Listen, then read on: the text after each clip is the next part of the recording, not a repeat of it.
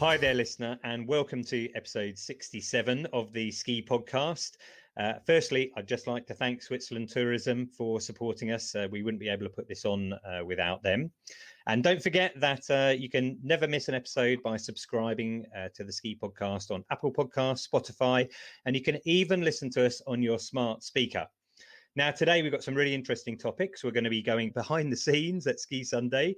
We're going to be talking to ski industry veteran Peter Hardy, find out what's been happening at the Snow Centre during lockdown and about craft beer in the Alps, and revealing some of the results from our survey. And I'm joined today by two guests. I have Chemmy Alcott, BBC presenter from Ski Sunday. Hi, Chemmy, how are you? Hi, very good. How are you? Good. You're joining us from Laax today, aren't you, in Switzerland?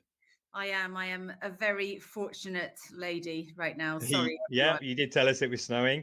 And Iain Brown, who is managing director of the Snow Centre in Hemel Hempstead. So I guess theoretically you have snow on your back door as well. Is that right, Iain?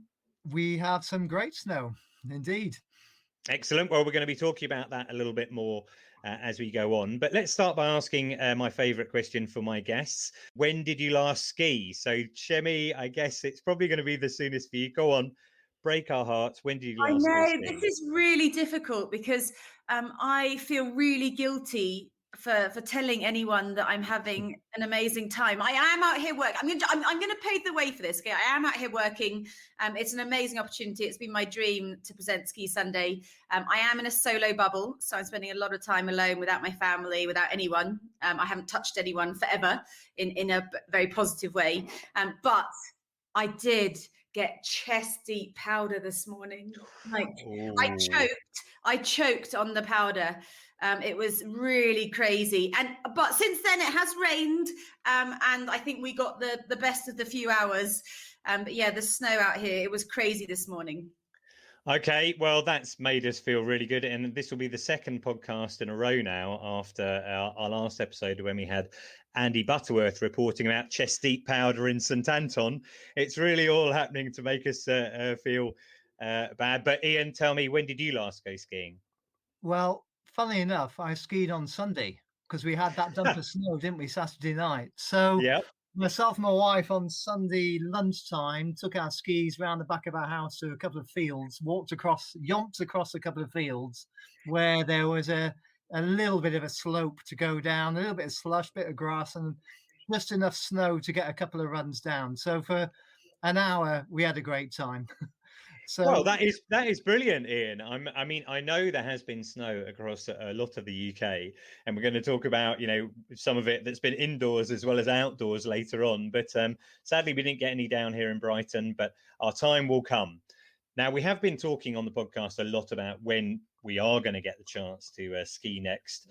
And we've kind of addressed it in almost every single episode. And as time passes, we don't seem to be getting any nearer. So we're not going to go into that in any detail this time. But I just want to make a small note. In the last episode, 66, we did mention someone who was denied boarding at Eurostar, and they had a pair of skis. And I thought, well, this is ridiculous. What are they doing turning up in a lockdown to Eurostar? But that turned out to be part of a bigger story, because they turned out to be part of a group who were heading out to Verbier for a training course. So they were going to learn how to get a BASI qualification. And therefore, they checked that out with the French consulate. Apparently, they were entitled to travel because it's employment and training. But the story wasn't just that, because they ended up going to Vallorcine in France to reduce their quarantine, because they could quarantine, I think, for 7 days in France rather than the 10 in Switzerland. And typically, even though they all had negative tests before going out to France, they turned out to test positive on arrival or in France shortly after arrival.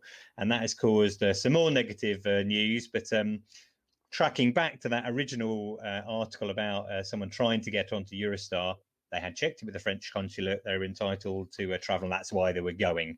So if you want to find out more about that, you can follow me on Twitter at Skipedia. But let's be more positive. Talk about the vicarious pleasures of having Ski Sunday on our screens again. And really exciting to have you with us, Chemmy. You mentioned it on the show. I've watched every episode so far, as I'm sure many British skiers have. But there's been a lot of regulations and hoops you've had to go through to be able to make the show happen this year. I wondered if you could just give us some insight into that. Well, I'm so lucky to even be part of the show. So I knew when Graham had gone to Dancing on Ice, I got the call up then. And then I happened to be in Switzerland. I think I got here on the 10th of December for work beforehand. And we still hadn't decided what format the show was going to be in. We had plan A, B, C to infinity. And one of them was to present the show from the UK. So we Iain, I don't know if you knew this, but one of the options was to do UK snow domes, and the option below that was to go in the studio in the UK. But actually, it turned out that was higher risk, because the other two who are essential to this tiny small bubble we've got out here is Ed Lee and Chris Kirkham, and they were coming from New Zealand. So actually, they were flying into Switzerland. I was already in Switzerland. So to uphaul us and bring us to the UK would have been a higher risk. So I know it was really difficult the first few shows to find that right tone. And, we didn't want to rub it in people's faces that we were here. We put it out there quite a lot before the show. And actually, everyone said they wanted the escapism to see, the normal scenery that they're missing. And it was very difficult to not rub in, I'm here and you're not. And I'm so fortunate to be here. And, I'm promising everyone left, right and centre that I'm doing turns for them. But it was difficult with that tone. And I was just so lucky. I mean, if I hadn't have been in Switzerland, I wouldn't be part of the show. So I'm really fortunate that the stars aligned and I could be, because obviously it's been my dream to be part of the show forever. Well, that's great. I mean, you have been part of the show for quite a while, I think, because I've certainly seen a whole bunch of features. And last year you did the Inferno and had a long feature about that. Am I right in saying that at one point you were considering basing yourselves in St. Anton? I wonder what tipped the scales towards Laax. Yeah. So Ed proposed Laax and I proposed St. Anton, just for two different options, two different countries.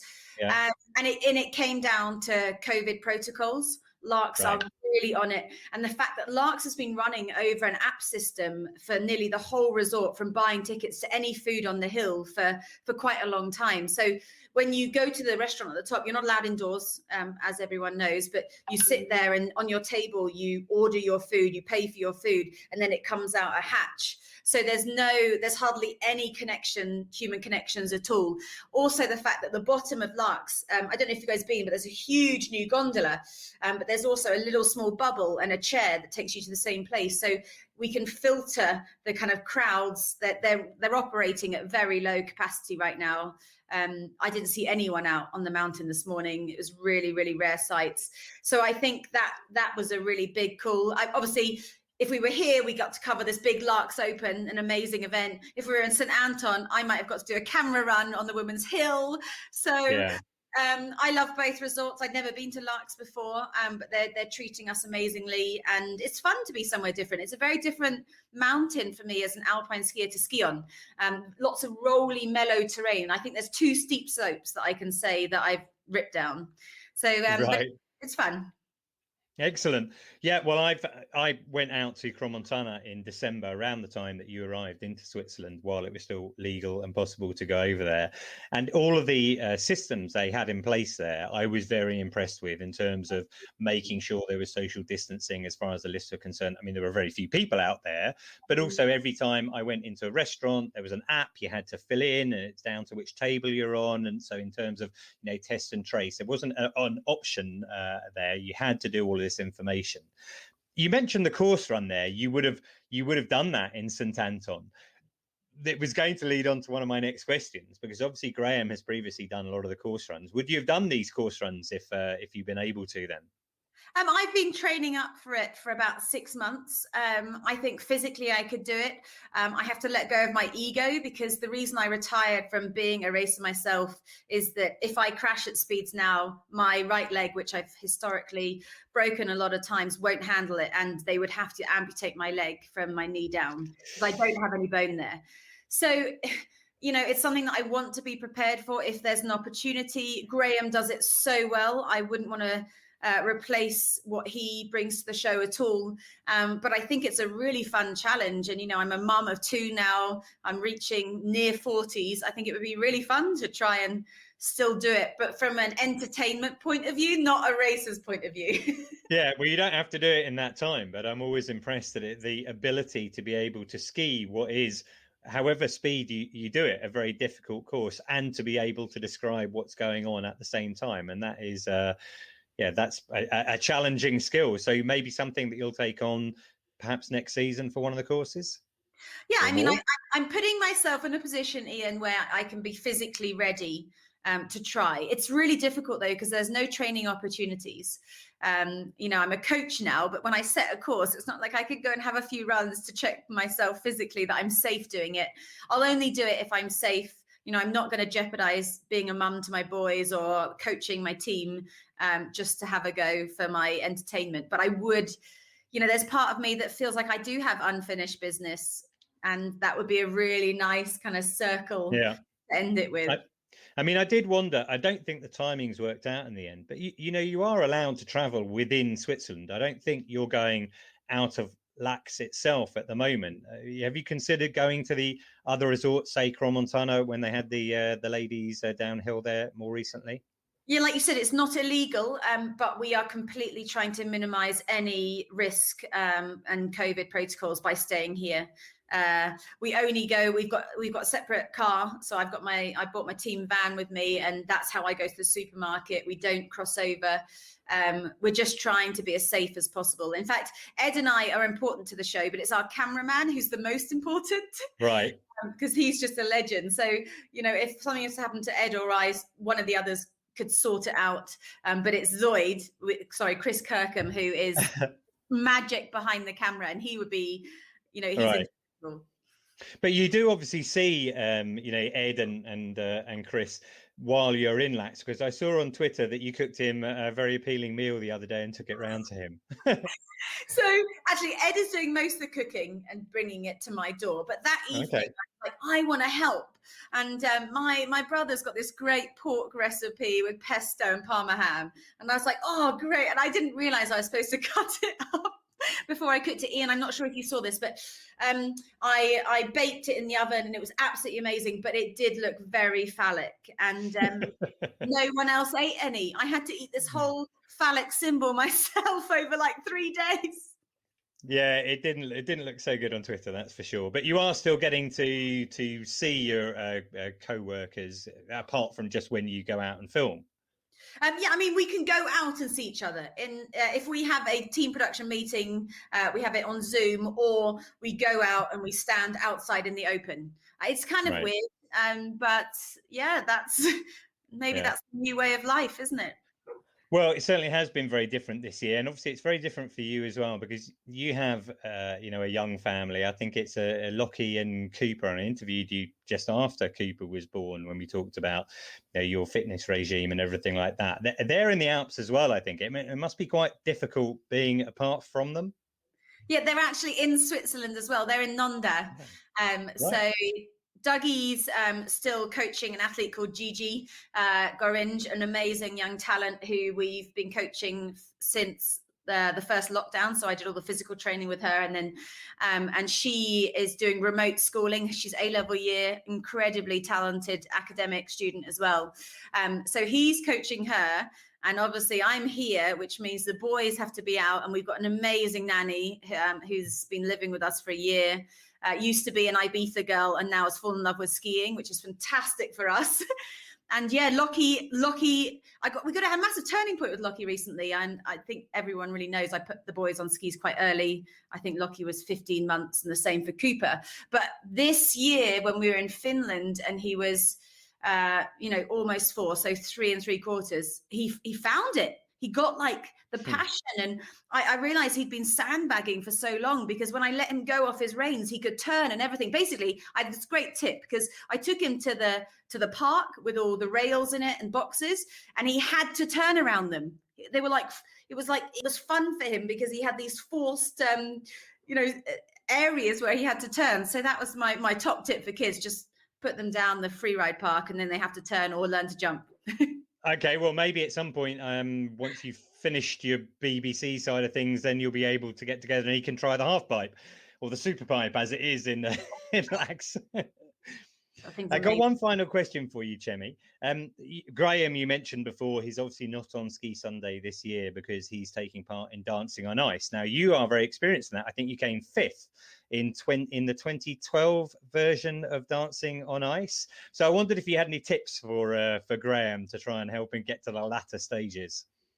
So I said to Graham, it's all about entertainment. I think when athletes take on a talent show that involves learning a new skill, you see it very much as sport. And you're like, right, if I go to the gym and if I work on the rink, then I will be better. But actually, when it comes down to it, it's about your performance. And that's what we struggle with, as especially Graham and I, people who've raced against the clock.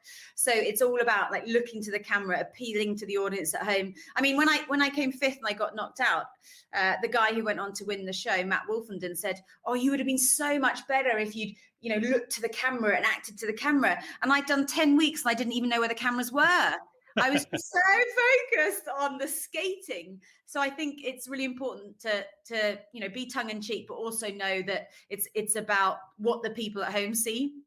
Yeah, well, we've seen his first. Did you see his first start to the Ski Sunday team? It was so fun, really entertaining. But yeah, he was exactly. so hot. I remember I was sweat perspiring. I'm a woman, sorry, so much. And the first show, I was so nervous that my lips actually stuck together on my first ever interview on Dancing on Ice. So he must have been baking in that thing. Yeah, well, we'll see how he goes. Well, that's great, Chemmy. Thanks for giving us that insight. And you're obviously lucky enough you got to ski in the Alps, and we know there's some really good snow out there. We do have a couple of updates from the Alps. I'm just going to drop these in now. First one is from Bethany Garner. She appeared in episode 64. We talked about cross-country skiing, and she's been cross-country skiing in Les Contamines. And just after that, Charlie, our roving reporter in Switzerland, is going to be reporting a little bit about the avalanche risk situation in Switzerland. So Bethany Garner here. I'm currently in Les Contamines in the Haute-Savoie at the start of the Ski de Fond, the cross-country skiing area. As you might be able to hear, there are lots and lots of people. In fact, almost as many as I saw over the Christmas and New Year holidays. Amazing for the cross-country scene. And everyone's being quite sensible, wearing masks, trying to remain their distance. But yeah, it's a good season for cross country. There's been lots of snow. The temperatures on the whole have remained cold.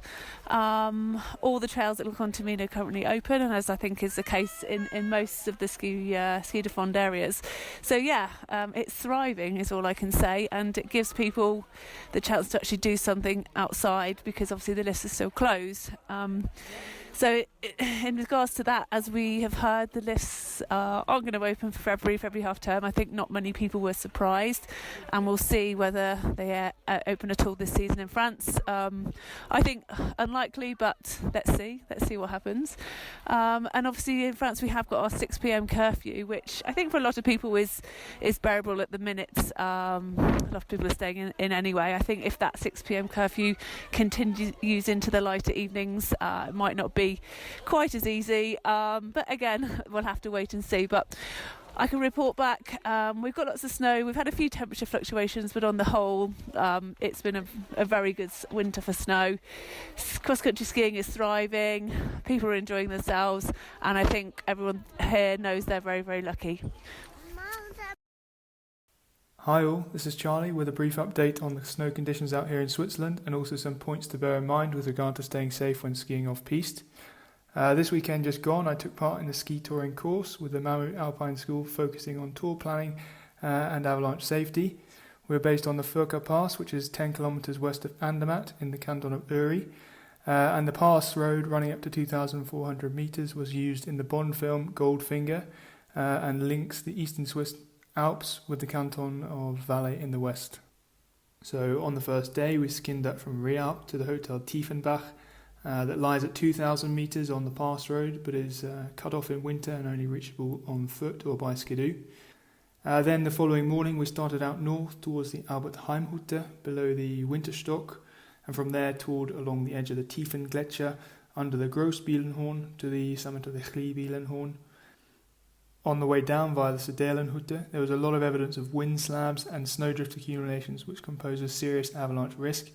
So that evening we practiced finding buried transceivers, as well as the technique for instigating a search, using the avalanche probe and finally digging out a victim.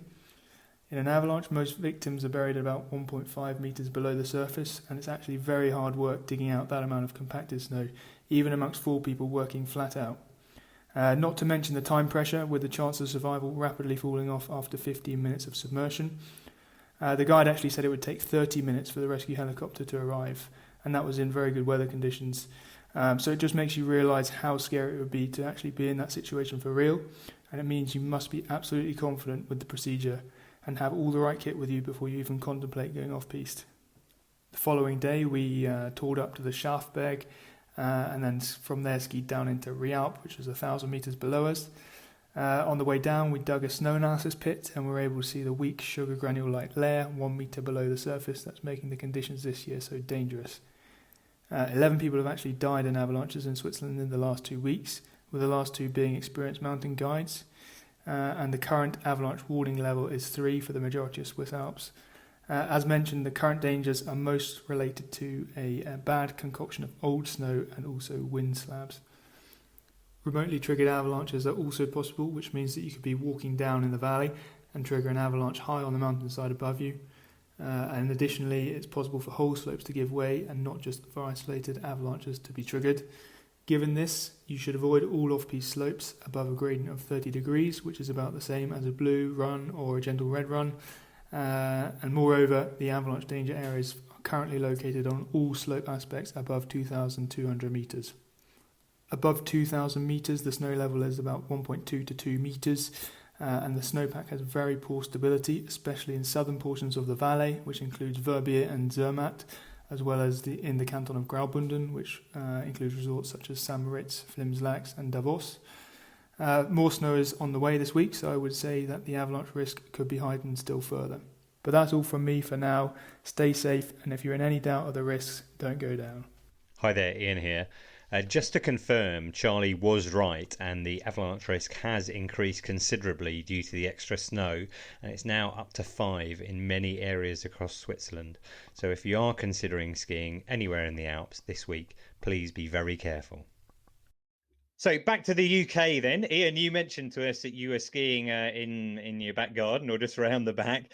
But obviously, normally you would be skiing or running an operation that is indoor snow. I certainly hope it isn't going to be like this, but it might be the only chance us Britons have to ski on snow this year is to be in the UK. And we've talked about skiing in Wales on the podcast before and skiing in Scotland. But you can normally ski all year round indoors. So it's been a difficult year for all of us. I wondered how the Snow Centre has managed with the last 12 months. Well, obviously it's been challenging for everybody, including ourselves, not least, we're currently in the 3rd lockdown, having attempted to open twice and just building a bit of momentum, and then, the closure coming again. That said, the first close down was the hardest, I think, probably for everybody. Nobody knew the situation. Nobody knew how long it was going to last for.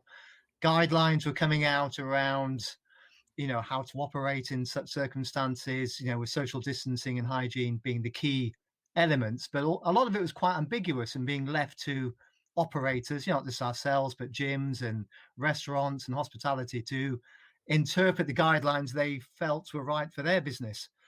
This was compounded a bit, I think, because the restaurants opened before leisure generally was allowed to open. So I thought, great, we can go down to the local and see what things they put in place, and then we can interpret that in our operation.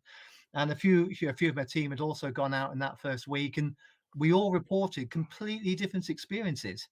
So we was probably none the wiser, really. So that said, it was down to us to come up with what we thought the plan should be. So after lockdown 1, when did you open again after that? 1st of August. We reopened. 1st of August, right? So we okay. closed the 20th of March, and then we reopened on the 1st of August. Reclosed again on the 5th of November. Opened on the 2nd of December, and then closed again on the 20th of December, just before the Christmas holidays. Yeah, I mean, that must be so difficult for you. And I'm thinking, obviously, I know it's very seasonal, your business. So there fewer people typically would come through in the summer. But I guess your peak period is probably right now. Would that be the case? Absolutely. And it's quite a surreal scenario. We have a team call every week with the team at the moment to make sure everybody's feeling okay and looking after people, particularly this time of year with the dark nights and the normally sort of quite poor weather. And it's not lost on us that normally the centre would be packed, great energy and a real passion and people being excited about the holidays and learning to go away, many for the first time. So, to lose that is a real big thing. The summer, not as busy. And we were fortunate this summer, we were really busy. I think clearly people are very passionate about snow sports. And I think we are very fortunate that we are in an industry that when we are allowed to start again, we should recover quite quickly, I think, because there's a pent-up demand. People have really missed it, and they really want to come back. And the thing with the lockdowns, of course, is you're then having to cancel bookings and rebook people in. And our customers and guests have been really, really supportive of us. And generally, when we say, look, unfortunately, we're going to have to cancel your booking for next week or whatever with the closure, the basic response is, well, book us in for the day you reopen or the weekend you reopen. So, there really is a sort of, as soon as we get this green light next time around, we'll be ready to go, and looking forward to welcoming everybody back. Yeah, well, I think that is the case. And I agree with what you're saying about British people, that the pent up demand that you're talking about, because so many people have missed out on their holidays towards the end of last season. And now it's looking like this season may be a complete write off. I mean, I'm one of the most optimistic people out there. I still hope that maybe we might be able to travel and to ski in March and April. But it might be that skiing in the UK is the only option. And in which case, it would not surprise me at all if you ended up with record numbers of people coming through your doors when it does open again. And I hope that would be the case. When you did open back in August, what kind of measures did you have in place that were different from your normal operations then? Well, obviously, it was driven by the sort of two drivers of social distancing and hygiene and cleanliness. And having come up with 1,001 different plans of how we might operate and changing them on a weekly basis, we sort of came up with a criteria that said, do we have to make some changes to satisfy COVID regulations and latest updates? Yes, no. Would this improve the guest experience? And 3, when we can get back to normal, can we scale up these new changes so they become a permanent feature? So what's actually happened is, I believe we've ended up offering an even better guest experience and taking the time that you don't normally get. Because as a business, like everybody, you're on a constant treadmill. You never get a chance to stop and look at how you operate or look at your procedures or look at how you work and take a step back and then evaluate that and see what you can improve. So taking the positives out of what's been a really difficult situation, that's exactly what we did. Also fortunate to have very strong shareholders behind us who supported me with changes we wanted to make and investments we wanted to make. So we changed our whole booking process, online booking, online check-in. So it's a much smoother transition coming in to get your tickets, to get out on the slope. We completely changed the rental area into a one-way procedure. So you go through and then out on the slope and come back the other way. We've reduced the capacities on the slope, so there's half the numbers now. So there's no real queues out there. The snow quality is even better because less people on it throughout the day means it, degrades less as the day goes on. In fact, in reality, we've probably offered the best experience we ever have because, you end up with less people in the space. So you've got no queuing, smooth through each area, through rental onto the slope. And in the lodge upstairs in the bar area, we introduced the sort of click and collect concept. You order at the table, we bring the food to the table. So it's all online. And again, much slicker than, maybe as the operation used to be. So yes, it's been tough. I think it will be tough for a while, but I think it has given us the opportunity to make some investment and improve what I think was already a good experience into an even better experience going forward. That's great. So actually, if someone went, or when you open again, the opportunity to go skiing there would mean that you actually get more skiing time in, more bang for your buck as such, because presumably you'd spend less time actually queuing for the lift, although in my experience, that's never been particularly long anyway. Is that right? Yeah, absolutely. I mean, to put it into context, our normal slope capacity is 140. And certainly during our what we call super peak season, which is Boxing Day through till February half term, we have those 8 weekends of madness as everybody gets ready to go away. We pretty well run at that. And our capacity is 70. So you've literally got half the numbers out there. So literally twice the space. There are restrictions on how many lessons we can offer at this time and what type of lessons. So it all improves the experience. That's great. And so when you're in a situation, for example, between the 20th of March you mentioned and the 1st of August, obviously you are the snow centre in Hemel Hempstead is a massive freezer. Do you keep the snow all of that time? Do you like looking after it and maintaining it and updating it and grooming it, or do you just let it go and then recreate it? What's the situation for the snow culture? It is still there and it's in fantastic condition. So in simple terms, to melt it, we could melt it, but it would take around 10 weeks to rebuild the ice base and build it back up to an operating standard. So, and in reality, we're not going to be given 10 weeks notice to do that. So the downside is obviously, as you've just mentioned, it's a big fridge and it costs a lot of money to keep that refrigerated. So, we're still incurring quite high energy costs while we're closed to do that. Wilco, our technical manager, our snowman, he's going in twice a week and we groom it once a week because, you want to keep the snow fresh. You want to keep it churned. You want to keep it looking great. And it snows once a week as well. So, we've reduced clearly the amount of snow making and sort of turnover, but that's still happening so that when we can reopen, it will be absolutely tip top. And it's fair to say a couple of the team, I think, have been in from time to time and be able to have a little sneaky ski on their own private slope. I was going to ask you if anyone had been in there, because I think elite sport is often able to continue in certain areas. Maybe have any of the elite athletes come in to practice slalom? Would they all already have placed themselves in the Alps before winter started? During closure, we haven't had that. I mean, we did take the chance or the opportunity to change our program a bit when we did reopen. We were on reduced opening hours simply because of reduced numbers and viability. So, for example, on the Sunday night, we did open it up for race training and had groups coming in, which is something we wouldn't normally do.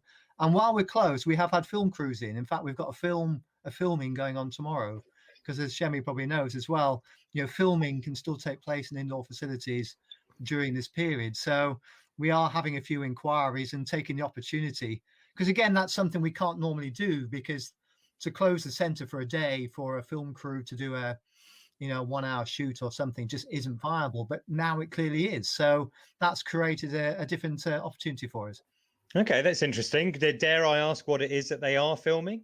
Off the top of my head, I can't remember what it is tomorrow that's coming in. We do everything from, we have TV programs coming in. We've had film crews coming in for Hollywood films where they're trying to do, snow shots and things. And we have adverts and catalogue shoots as well from time to time. What it is particularly tomorrow, I'm not quite sure. What does amaze me, and again, Chemmy probably knows this, is the amount of filming that needs to be done compared to what the final edit actually is. There can be hours and hours and hours, and lighting's put in and rigs put up, and you've got makeup teams. I mean, you've got all sorts going on for what maybe turned out to be a 4 or 5 minute shoot. It amazes me. What do you think about that, Chemmy, given that you're surviving in Laax at the moment with just yourself, another presenter and a cameraman? Iain, when you watched the opener this Sunday, I did a whole day filming in a cat suit as my alter ego, the racer, for the opening links at -27. A whole day. I reckon you'll see me on TV in my cat suit for 10 seconds. Well, there you go. Yeah. That's great. But what you're telling me, Iain, is that probably if you look closely next time you visit the snow centre in Hemel, you might see Tom Cruise in the background somewhere. Is that what you're saying? Well, there you go. There you go. Can I ask you one more question? There's course. Another project which I believe you're involved with as well, which is to do with creating a new snow centre in Swindon. And I think the work was due to start on that around a year ago. I wondered how that's progressed during lockdown, or if that's still on track to open at some point down the track. Well, I'm really sorry to say that the project is no longer progressing. The challenge with this, and I'm sure you guys have seen it, speculation about centres across the UK and more centres opening, is the financial viability twofold. One is the cost. These are not cheap to build, and they are profitable in the long term, but it does take a long time to get that kind of return on significant investment. So there are high barriers to entry to come in. And the Swindon scenario we were really excited about. We thought the Southwest Market, M4 corridor, going down to Bristol, west of London, down from Oxford, great location. And it wasn't just us. There was Hollywood Bowl, there was Empire Cinemas. There was quite a few well-known, high-regarded operators wanting to come in, but unfortunately it came down to finance in the end, and that was proving tough during normal times. And obviously COVID comes along, and then the developers behind the scheme were really finding it difficult. So look, we remain optimistic. We have ambition. We'd love to open more. We think there's an opportunity to open more, maybe in a better economic climate, but let's see what happens over the next couple of years. Okay, well, we'll definitely keep you posted on the ski podcast about that. And in the meantime, Iain, I wish you all the best and hope that you open again as soon as possible. And listener, I just recommend that if you happen to be in the area, or even if you're not, it's worth you going along to have a ski at the Snow Centre in Hemel. Now, one man who I'm sure has probably skied there at some point in his career is Peter Hardy, the award-winning ski journalist. And he's a man, and I hope he won't mind me saying this, he's probably been skiing longer than most of us have been alive. He has been in the industry for a long time, and I was lucky enough to interview him last week. And, I could have talked to Peter for hours. He is so interesting, and he told me all about how he learned to ski in Laax in the 1960s. But here I've just got a couple of segments where he talks about going on tour with James Blunt, also skiing with Graham Bell on 19th century skis, and what the disco car used to be like on the way out to Austria back in the 60s. And in terms of publications, you've produced a number of books over your career, but I was interested that there was a sort of a diversification into a different area with a book which I think the title is called Different Country, Same State, where you followed James Blunt, the singer, on his global tour, I think. And I wondered whether, because I know that he's very keen on Verbier, and maybe he might live in Verbier, he certainly has a residence there. Is that how you came into contact with James Blunt? How did that work out? Yeah, this was my kind of midlife crisis, I guess, to go off and write this book about James. I'd actually known him since he was a young teenager, because his mum used to work for us, and we had a photo library at the time, and she used to run the photo library for us, and we became great family friends. So I got to know James, and as he said, I saw him go through university and then into the army, and we spent a Christmas together once. I've sung the 12 Days of Christmas with him. My one claim to fame as a singer, I can tell you. And we, as I say, are great family friends. And then I put the idea to him that when he became famous, perhaps it would be a good idea to have me along to be a fly on the wall while he was on tour. And he thought the idea was absolutely ridiculous. A guy who's the age of his father doing this, and indeed, twice the age at least of all the band, and it wouldn't work at all. But I convinced him that we should sort of have a little go at this, and I used to turn up in different places for the first sort of few weeks, and then he thought, well, hang on, this is such a ridiculous idea, but maybe it's a really good one. So it took me a little while to be promoted to the level at which I could travel on the tour bus with them. But gradually they realized that actually I've had a long and varied life, and I've seen it all and got the T-shirt. And I was non-judgmental on anything that they might do, or indeed I might do. And we had a tremendous time. I think I can't remember how many gigs I went to, but it's many hundreds. And we went all over the world with them. And because of my job, I could sort of just turn up somewhere. So they were in Australia, and they didn't think it sort of strange that they were having a drink in a bar one evening, and I just walked in. I mean, James knew I was coming, but he never told anyone. And they'd say, "Oh, hello, Peter. What are you doing here?" And we just carried on I'd stay there for a week or two and travel with them and get a bit more detail on what was going on, and then go away again. So on and off for about 4 years, I went on tour with them. Great. And then the book was published in 2009 or something like that? 2009, yeah. And that just is the backstage story of his tour, is it? Yeah, it's the backstage story. It's the book. You're not, what goes on tour should stay on tour. This didn't. I have to say that James had the part of the deal was that he could change anything he wanted, or he had overall rights for it. And every time I took out something because I thought it was a bit dodgy, he said, "No, we want more detail on that." So it was it was quite tricky when we got to the level of when you write a book, you then have to be checked by libel lawyers, and the libel lawyer was a slightly prim lady, and she came back with 276 cases of potential libel in the book. The publishers threw their hands in despair. I said, no, just go through them one by one, and I did. And she kept coming back to me saying, "Well, if you're saying this, it means that so and so was under the influence of drugs, and that you were drunk." And I said, yeah, that's right. And when the book is published, he's going to deny that, and we're going to be sued for millions. No, I'll get an affidavit from him now saying that's what happened. The idea was to take skis from 1890, which is even before my time, from 1890, and right up until the 60s, in 10-year periods, and see how skiing had progressed and changed over that period.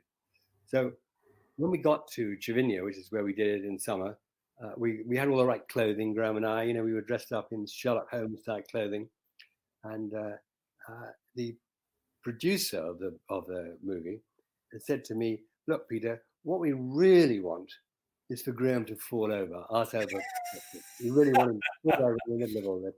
So your job now is to find him the oldest and most difficult skis you can find, and some really uncomfortable boots."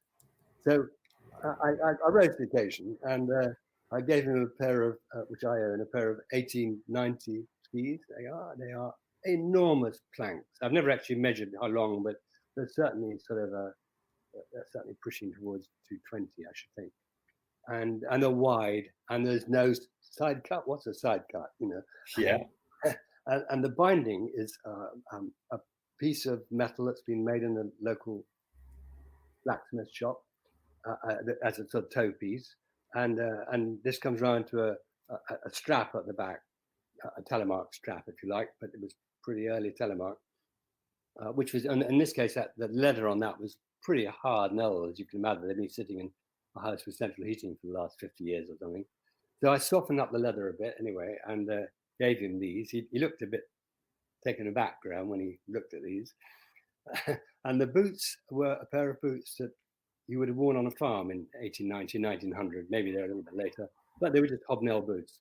And they've been converted by someone so that the toe piece was cut straight along the top, and it would fit into this piece of metal, just about. And there was a groove, a handmade groove in the back, which held the strap in place, just about. So Graham looked at these, sort of, slightly sort of strange. I chose myself a pair of 1960 skis, about the ones, head metal skis, about the ones where I came in on, just about, and a pair of really horrible boots. They were the first clip boots. When you went up a T-bar, the clips used to join onto your neighbour's boot, which made it difficult. I remember that. And so I got these on my feet, and up the glacier we went. We got to the top, and we got out, and I put mine on, and Graham put his on, and he just skied off. He just skied off like he'd been doing it all his life. He can telemark, which I can't, which I have to say is a huge advantage. But it was remarkable. It just looked graceful and beautiful, and the turns were inevitably very slow because that thing took a long time to get around the corner. But he was great with it, and he really just enjoyed it. And so I thought, well, they're going with it too. So I went on, and I put my skis on. And when you're skiing, you do something. Somewhere up in your head, your brain says, "It's time for a turn, Peter." So that signal then slowly goes down from your head, down to your ankles, and you turn. Well, in this case, the signal went from my brain. It got to about my knee, and then no further. Nothing happened at all. It didn't go round. Because, of course, you have to ski, if you're thinking with a fixed binding, as I was, in a very different style to what we ski today. To make this, the ski did 100. You had to do 100% of the work. The ski didn't do anything much unless you told it to. Whereas now, if your skis just ski on their own to a degree. Anyway, we did the filming, and at the end of the day, in 3 o'clock in the afternoon, we were right up the top on the glacier, obviously, and that was the only station open. But Graham decided he would ski down the closed piste, closed glacier, down to the mid station where the lift did actually stop, so he could get on there. And he and the cameraman, who was a really good skier, but he was on today's skis, off they went down the glacier, and we just watched out of the window as we came down the lift, and he just skied beautifully all the way down. I mean, remarkable. That's the true mark of a good skier. I wish I could ski like that. Well, when you've been to 5 Winter Olympics, maybe that gives you the pedigree to be able to do that sort of thing. But the train itself was a remarkable journey. The most important thing, as far as I remember, was that it was a hodgepodge of carriages put together, quite run-down carriages, they seemed to me. And there was a disco car. That was the real exciting thing. And the disco car, I can visualize it now. It had, well, of course, because there were no sort of gimbals to keep the thing straight, like the old trains, like you see a sort of movie of the Orient Express or something, you were bashed around as you moved down the corridor of the train. It was exactly the same thing inside the disco carriage. So anyone trying to dance was sort of falling into everybody else, not helped by gallons of beer. Double Diamond would have been the beer, which people were consuming and spilling all over the floor. And the music was provided by a record player, a gramophone almost, a record player. That was on, well, that actually was on gimbals, and you could buy these things to go into cars. And my much older brother had one in his car. I remember, as one of these record players, where it was sort of mounted on springs, so that it kind of absorbed some of the shock of driving. And you whacked a 45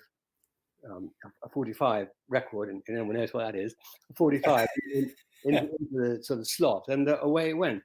But of course, the needle would sort of bounce around, and every time you hit a point on the charter train, it jumped enormously. So you sort of got the rhythm. It all seemed quite fun. Chemmy, can I ask, do you know Peter Hardy at all? I think I've met him at various industry events, and I do remember he's an incredible storyteller. So that's why you can connect a person with their stories. And as soon as you said Lek, I was like, oh, I know, I've heard him talk about that. Well, yeah, I mean, I didn't even mention just then, but if you listen to the Ski Podcast special, which we released earlier this week, you can also hear him talking about how he had a death sentence put on him in Uganda in the 1970s when he was accused of being a spy. So with a career like that, you can understand how we turned it into a complete special.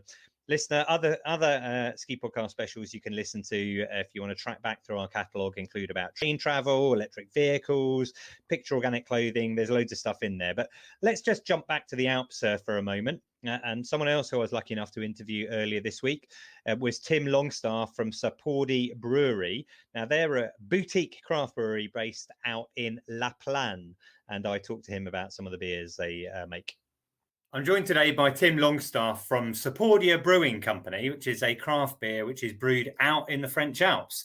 Hi there, Tim. How are you? Hi, Ian. I'm very good. Had a little ski this morning, so I can't complain. Oh, yeah, now you're making me jealous already. Not only do you have beer all around you, but you've got snow around you as well. Well, Tell me, whereabouts are you then in the French Alps? So we're just outside of Hemel Hempstead. So for people who don't know the kind of Tarentaise Valley too well, that's, we're within an hour's drive of Val d'Isère, Tignes, Les Arcs, La Plagne, and the three valleys. So really central location to get to some of the big ski areas in the French Alps. Right, yeah, lots of the big resorts around there. And I know you started the brewery in 2018. Why? What prompts you, apart from a love of drinking beer, to start your own brewery? Yeah, I mean, it's kind of, we were trying to, exploit the market a bit, because I think for years and years, even going back as, chatting to my dad when he'd be going on ski holidays, sort of the traditional thing was that you just drank European lager, and there was no alternative.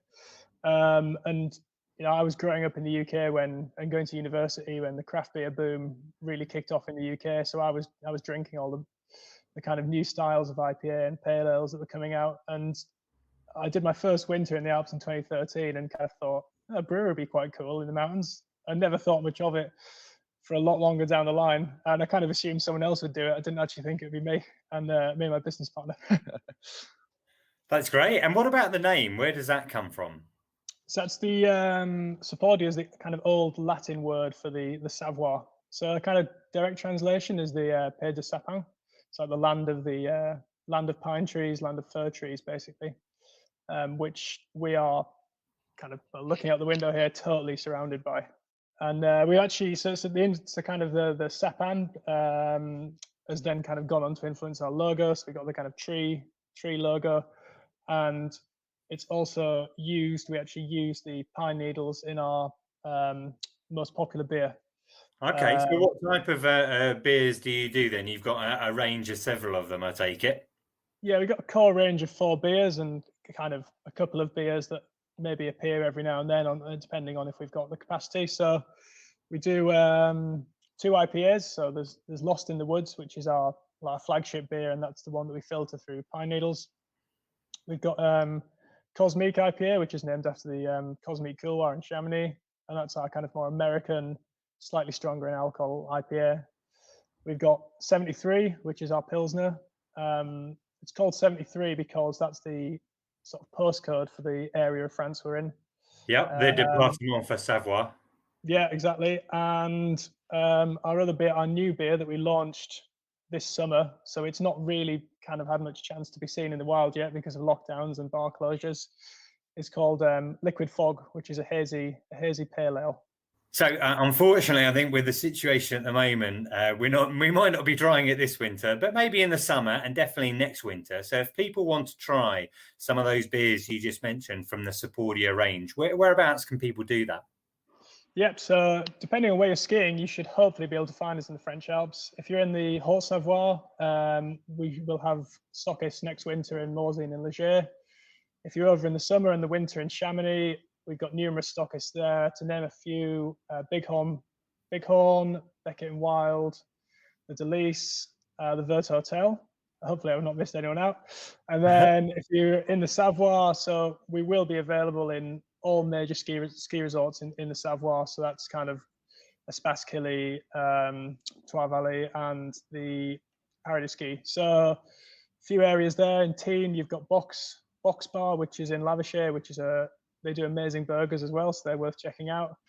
And Maribel, you've got a really cool bar called the Brewer's Den, which specializes in craft beer. So they'll have quite a few of our beers on.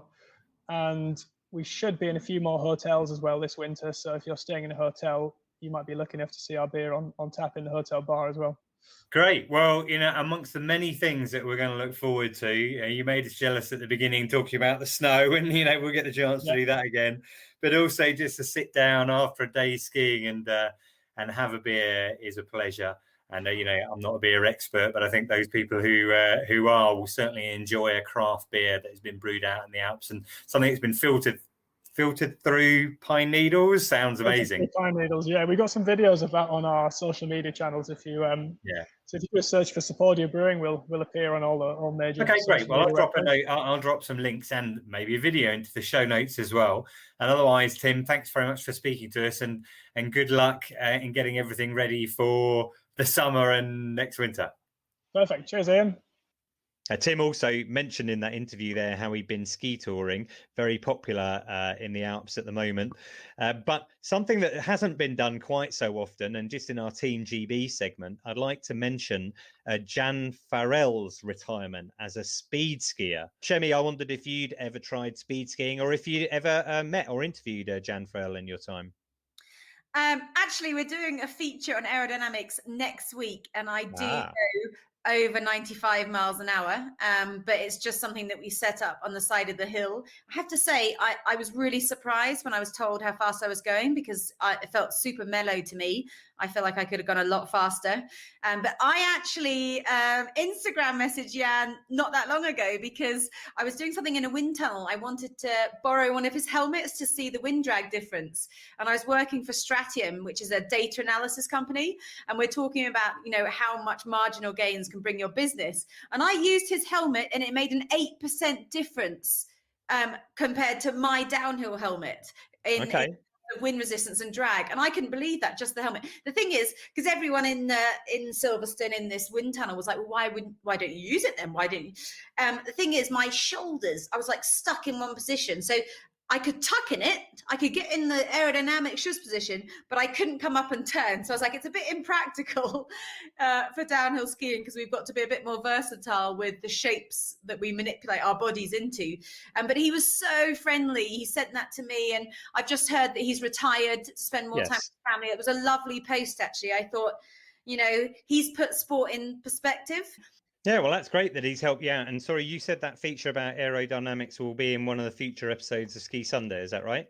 Yes, so that's next week. I've just finished filming it, and we're showing it next week. Okay, great. Well, I look forward to seeing that, and that's good timing as well. Excellent. Well, I just want to run through a couple of reviews. Sometimes we don't have very many. This week we've got loads of them. So I'll do my best. Susie Jane said, just say I love the podcast. Not being able to ski at the moment is made easier by your interviews. Chris Filey, not much chance of getting on the slopes. The ski podcast brings some relief to us all. Ski Bum 70 said, often copied, never surpassed, which is very kind of you. Jill Taylor, keep it up. It's very enjoyable. James Hawkins, another great listen. Matt Hayes, love this pod.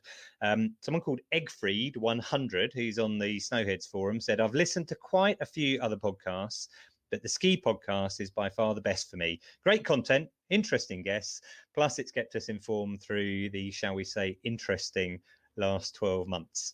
Well, Ian, that's a real compliment, and thank you very much. And if listener, you do want to review us, it'd be great if you could give us a review on iTunes, because that does help other people find us.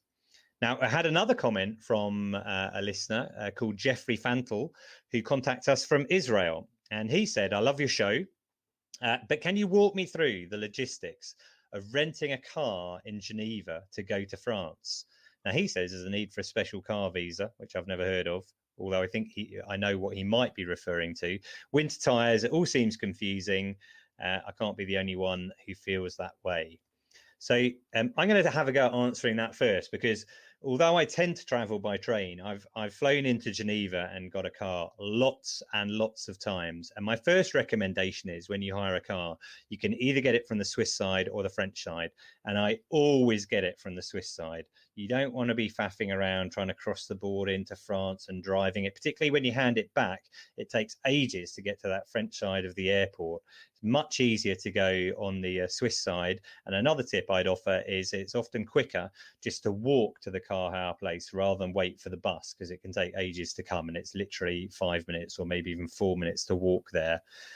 Personally, I always book it through Holiday Autos because I think it's a really good price. Now, Jeffrey, you asked about winter tyres. I personally don't normally book chains because most of the cars they rent out already have winter tyres, but you do need to check that. And I have been offered an automatic before, which I've always declined, because you don't want to have an automatic if you're driving in the snow. And the other thing you mentioned is that special car visa, which I think by that you mean the kind of motorway péage sticker. You need to go on the motorways, the vignette. Thank you, Chemmy, for driving in Switzerland. And all hire cars will be equipped with those already. Chemmy, got anything else you want to add to that about hire car from Geneva? I think always shop around. Sometimes really last minute, you can get better deals. If you're organized, sometimes you get a bit stung for that. I actually agree about the kind of the Swiss French side. If you weigh up all the costs once you've done the vignette, it's quite similar. We actually go to France side and get a bus to the Super U, who rent cars very cheaply. Ooh, good tip. More on a long-term rental. Always get a 4x4. And I actually always get chains, Ian, but I think the thing that it's like an Avi pack. You need to know how to fit them. The number of people who get chains and think they're safe because they've got chains in the back of the car, but they don't actually know how to fit them. I mean, I'm the first one to admit that there are so many different types of chains out there, and I've broken 2 already this season. I'm a YouTuber, and I just watch how to use it. But yeah, I think like you said, if you want to make it easy, always walk when you've rented a car at Geneva. You know, it's so near, and then everyone's piling onto this bus, especially with social distancing now. This will happen in our future. Just walk there. But yeah, if you do want a good deal, the Super U, it's in France, just down the road. Big supermarket there as well. But if you do that, I just have to say, and then you're going across to the border in Switzerland, you have to buy the vignette. And you also, if you've done a big shop at that Super U, I think you're only allowed 3 kilos of meat. I got stung for that the other day. I was going across the border and I had too much meat. And you turned it into a pork offering for Ed that he declined and turned down, right? Iain, anything to add on hiring a car in Geneva, perhaps? Well, I've hired a car. I can't really offer any tips. The only thing, I have done that quite regularly and driven up to Morzine, the J area, or further on to Verbier. The only thing I would say is don't be intimidated by it. I think a lot of people are put off by the thought of driving abroad and Chemmy's alluded to the conditions and the change and things. Actually, quite often, certainly when the kids were younger, it was the best way for us, to take all our kit and do that with particularly cheap flights into Geneva. So I'd certainly recommend it. And then by having a car, obviously it gives you a lot of flexibility when you get to a resort. So you can go out and, visit other resorts. If you're there for a week, it certainly gives you the opportunity to go and see other places as well as just being based in one place. So that would be my advice. Obviously, we're talking about Geneva now, but we should say that if you are flying in and you are renting a car from other countries, you should check your international driver's permit, which is a paper piece of card. It's a very insignificant paper piece of card, but some countries, I think Spain requires Brits to have one, and a few other countries. And you go to your post office, you get it. It's free, but you do have to have your a face shot. And I have been asked over the last year to show that a few times. Right. Okay, that's good. One final tip I'd say as well is obviously if you don't take the petrol tank back empty, because it will cost you a lot more. If you're going to Geneva, there is actually a petrol station within 30 seconds of the actual drop-off area for the hire cars, and you can refill it there. Or if you want to be really canny, when I've been down coming back from the Annecy direction, I've worked out that if you stop and you fill up the car in the last petrol station on the motorway and then drive economically to Geneva, you can then drop it off there and they accept that as full. So that's that will save you about €2.50 or something like that. Great. Well, thanks very much, Jeffrey, for that question. And listener, if you have any questions, please feel free to send them in. I just want to give a quick mention for the Ski Podcast survey. I'd like to thank everyone who gave us their feedback. What I've done is I've posted the full results online, but some really interesting ideas for content about what people would like to hear more of and what they'd like to hear less of. And clearly you can't please everybody, but there were some really good ideas in there. And also a couple of people asked about stickers, which we gave away, I guess, a couple of years ago. Well, the good news is we have some more stickers. So if you'd like a Ski Podcast sticker, just drop us a line via email or via Facebook, and we'll send some to you. And finally, the survey itself, that's really just to ensure the podcast is as good as it possibly can be, because I spend a lot of time going into it. And, really the support that I've had, I mentioned last week that you can buy me a coffee as a way of kind of showing some thanks. You just go to buymeacoffee.com/the Ski Podcast. I don't actually drink coffee, but you can buy me a cuppa. And the number of people who've kind of donated is really overwhelmed me with a bit by the support we've had in the last week, and it's genuinely lifting and makes me feel validated the amount of time I spend on the podcast. I'd like to thank people like Matt Hayes, Michael Gold, Mark McGarry, Julie Slaughter, Doug Newman, Rachel Westbrook, and Joanna Yellerly-Spound as well. So that's it for this episode 67 of the Ski Podcast. Next time round, I'm going to have Dan Egan on the show. We're going to be talking a little bit about Switzerland and Grindelwald. I'm still hoping to get an interview with Ed Lee, Chemmy, so you can mention to him how much you enjoyed it, and we'll get him on the podcast as well. And in the meantime, you can follow me at Skipedia, and you can follow the show at the Ski Podcast on Twitter and Facebook. I'd like to thank my guests today, Chemmy Alcott and Iain Brown. Thanks very much for your time and for joining me. And as always, to Switzerland Tourism for their support. And finally, thank you, listener, for listening. So until next time, goodbye.